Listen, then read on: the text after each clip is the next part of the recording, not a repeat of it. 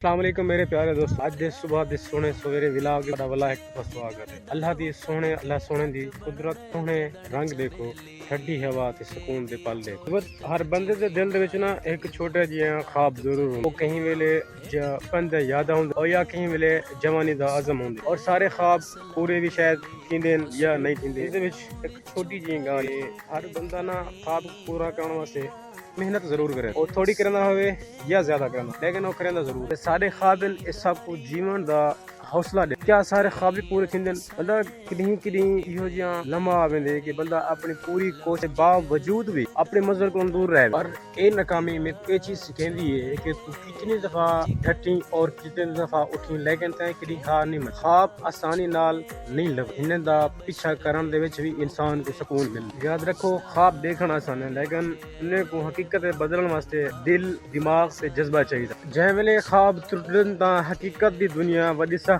पर हकीकत दे विच असल सुकून है। इन्हें ख्वाबां को ए सकूं हकीकत ए जेडी हकीकत है सकूं सारे पैरां को जमीन दे नाल जुड़ेंदी है। सारे ख्वाबां को हकीकत विच बदलावण दा सलीका सिखेंदी है।